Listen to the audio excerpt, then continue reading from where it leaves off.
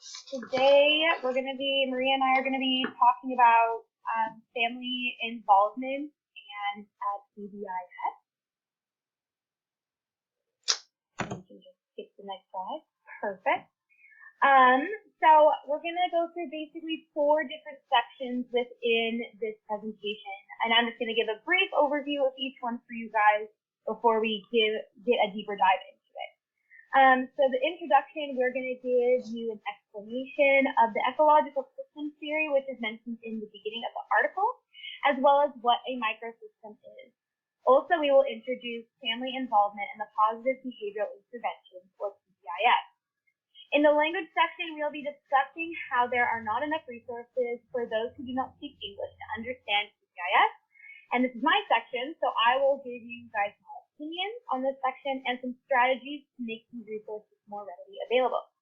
In the communication section, Maria will be discussing the different types of communication that are used between families and schools, and she will also give her opinions and strategies for that as well. And finally, for our conclusion, we will be explaining 3 recommendations that are mentioned at the end of the article and how we can move forward in the family involvement and PBIS that is mentioned in this article. Alrighty, so before we get into the practical ways that family engagement relates to positive behavioral interventions and supports, we have to first ask the question why family engagement is so important. So if you think back to Bronfenbrenner's ecological systems theory, you might remember the idea of microsystems. These microsystems are the smaller, immediate environments that the child lives in. This includes school, neighborhood, family, and etc. The idea behind the ecological system is that the interactions between the microsystems are extremely important. So in this study, we are mainly going to be looking at how the interactions between home and school are crucial for student development and positive interventions. Nice. Okay. So now we're going to be talking about the overview of family engagement and PBIS, going through some positives and negatives of this implementation of this theory and why it's important. So some main points here are that family engagement is crucial for a child's development, but family engagement can be a hit or miss depending on the ecological systems theory and just how the dynamic is between family and school. And also, this also includes the microsystem, which Maria talked about previously. However, research shows that with this family engagement in place, there are more links between the child's academics and behavior during both elementary and secondary school. This increases academic achievement in students, higher attendance rates at schools, fewer behavioral problems, more school engagement, and more overall academic motivation for students. During the research that was compiled, it reveals that there are implications for choosing the PBIS method that relate to family engagement in the regard of if it doesn't work. And that goes with responsiveness and the strengths-based approach in education. So responsiveness refers to, again, that school and family interaction. If they aren't able to interact with each other, then PBIS isn't going to be successful. And also with the strengths-based approach, same thing kind of goes there as well. Without the parent and teacher interactions, this cannot happen. And another factor that proves to be difficult is that within the PBIS method that is implemented at home, it's difficult to measure. So when this is implemented at home, there are no ways for teachers to measure whether these different methods are being implemented at home, and that can be another struggle.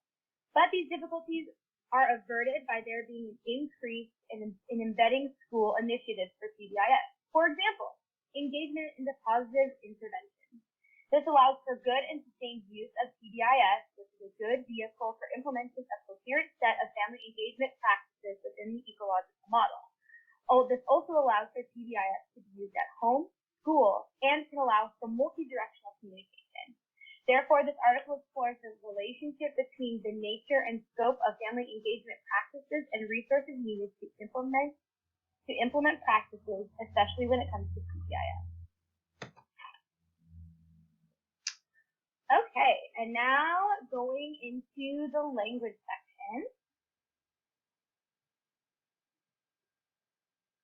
You can do the next slide. There we go. Perfect. Awesome. Okay. So in order to understand the issue of language that is shown within PBIS, the study looked at 3 different states that are within the U.S. Which were considered to be excellent places for family engagement and also positive behavioral intervention. And this ranged across multiple grade levels. A survey was created by a panel of experts, and then the schools were evaluated accordingly. What was found was these percentages. So 53% of schools had these materials for positive behavior in only one language, probably English. 35% of the schools that implemented positive behavior interventions only had it in 2 or more languages, most likely English and Spanish, because those are the 2 predominant languages in the U.S. And finally, 12% of schools had no language diversity whatsoever. So basically probably just English or maybe like a scattered bit of different languages, but basically no consistency is what is meant by that percentage. What resulted was families not being able to engage in PBIS at home as they could not read the materials or the school newsletter or really gain any information about the PBIS method. This shows that there was only unidirectional communication happening compared to how it should be happening over a variety of domains. So my opinions on this. When it comes to this thing, I wanted the demographics to be represented in this study. And when the demographics are represented, you know what language to put your materials in. When you don't know the demographics, you don't know what languages to choose from. There's so many and so many different people represented at your school. Therefore, schools should figure out what is the most predominant people group within the school. So whether that's Hispanic, whether that's Asian, whatever that could be, whatever that could look like. Ideally, there would be people at the school that could translate and help those families understand the information. That is not always the case because of money and financial difficulties. This leads to information being in more than one language when it comes to the PBIS method. When this is done, the parents can implement both classroom and school practices at home. And these practices in both environments ultimately have a positive impact on the student. And lastly, some strategies. In order for multiple languages to be present, there should be ways for those who are not native speakers to translate. This is when different language translating apps can come in handy. Some of the top ones that are talked about the most are iTranslate and Google Translate. Those can be very helpful. This allows for the parents to be educated in the PBIS method, so when the information is translated, they can be educated in this. And finally, funds and more staffing would always be helpful when it comes to resolving the language barriers, but both of these can be different during economic crises, and they also just have been diminished overall throughout the course of the past few years.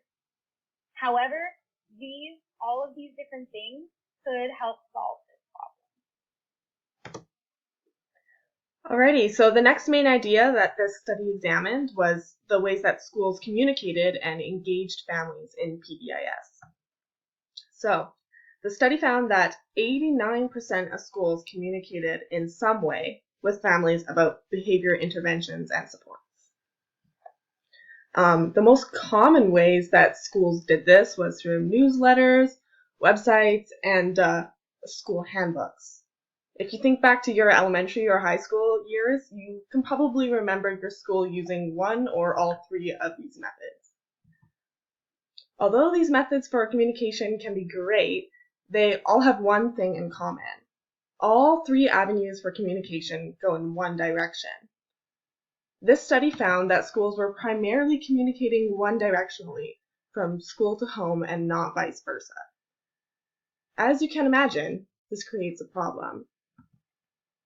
The study found that only 25% of schools reported that families could vote on school decisions. Only 11% of schools indicated that their PBIS components were created alongside families. And 15% of schools included the home setting in their PBIS system. Here's what I think. I think that parents need to be included in their decisions about their children's education. especially when it comes to behavioral intervention.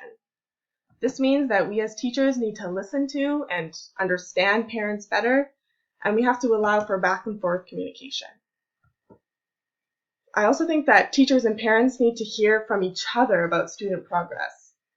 This means that communication methods must be continuous and flowing, and it works best if we establish positive relationships with parents and families of our students. So, what are the strategies that we as teachers can utilize to increase positive family engagement? We must set up open communication. This will look different depending on what school, class, and grade, but we can think outside the box on this one. We also need to allow families to engage in decision making. This relates to facilitating meaningful consultation. And finally, we need to include family members in PBIS teams. Remember, parents are the experts on their children, not us.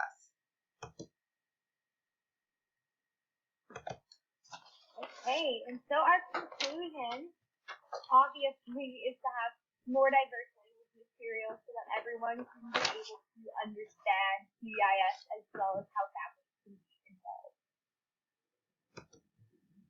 involved. We also want to use more diverse communication methods so that we're going back and forth between home and school and not just from school to home, because we need to hear from parents and students as well. And then also we want parents to be included in decision making so that they have a say in the decisions that will impact their child's education. And thank you so much for listening to our presentation, and we hope that the 3 recommendations that we put at the end will help you guys think about how to include family involvement and the PBIS method into your future educator career. Thank you.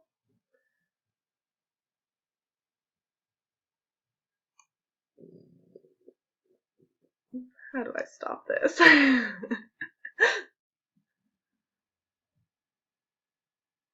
Exit.